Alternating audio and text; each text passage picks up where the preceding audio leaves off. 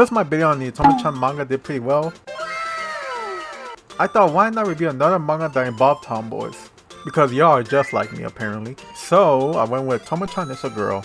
I thought this one was kind of obscure like Hitomi-chan, but later come to find out that it's getting an anime adaptation.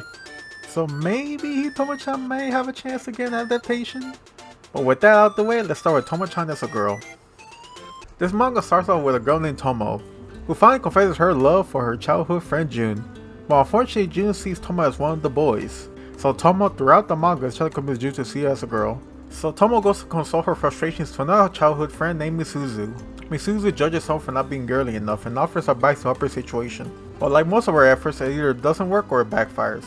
Mainly the reason why Jun doesn't see Tomo as a girl is because of their bromance. What I mean is that Tomo does boyish stuff with Jun, like being in a karate club, or more specifically in the boys karate club because she was too strong for the girls karate club.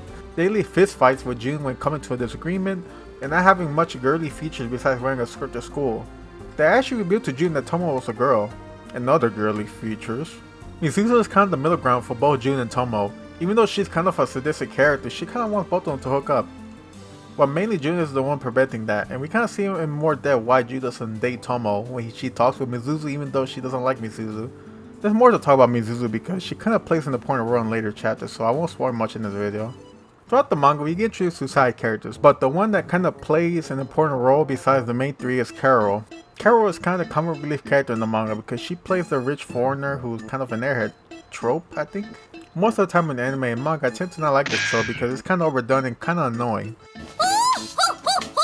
But her behavior, shenanigans, and her friendship with Misuzu are ongoing jokes in the manga that get a laugh out of me.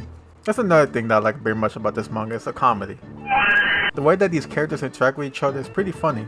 Specifically Misuzu because she's the type of character that doesn't smile much, so when Carol messes with her it's pretty entertaining to watch. And Misuzu's relationship with Jun is pretty cut and dry. Jun doesn't like interacting with her and Misuzu likes to mess with him to get answers, and Jun retaliates in weird ways. Since I only read 3 volumes of this manga, Jun and Tomo's relationship doesn't change much throughout the chapters. And I feel like it's one of the downsides of this manga because for me personally, I felt this manga had a rough start in the beginning to get me engaged with the story and characters, but later in the chapters I start to like them. But as I kept reading, we slowly get to see these two acknowledging each other as the opposite gender.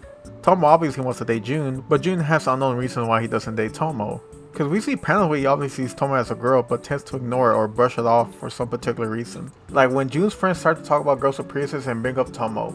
He gets very defensive and mad at his friends for bringing up certain features about Tomo. Hold on, my boy, he's speaking the truth here.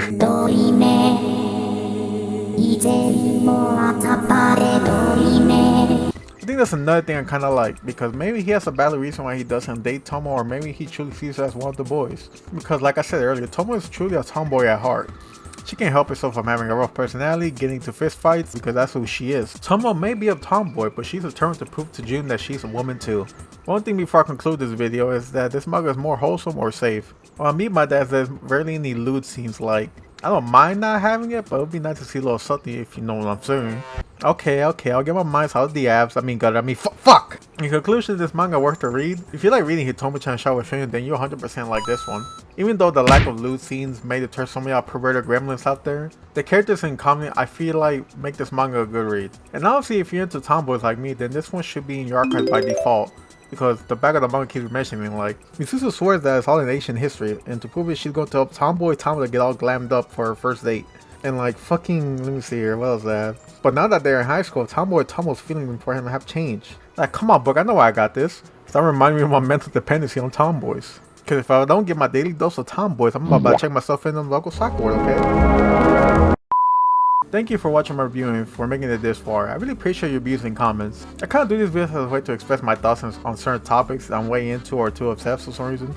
And seeing your comments and views give me a boost of motivation to keep making these type of videos. Reading manga has become a new hobby of mine. So if you have any recommendations, please leave them in the comments. And obviously recommend me some tomboy ones, okay? Do not tell my therapist about this. The next video I'm planning to upload is for the people who love very ecchi manga. And I still don't know how I'm planning to talk about this certain manga without YouTube bashing my head in, but I'll give it a damn try. So with all that, I'm ending this video with I'm telling the secrets of Area 51.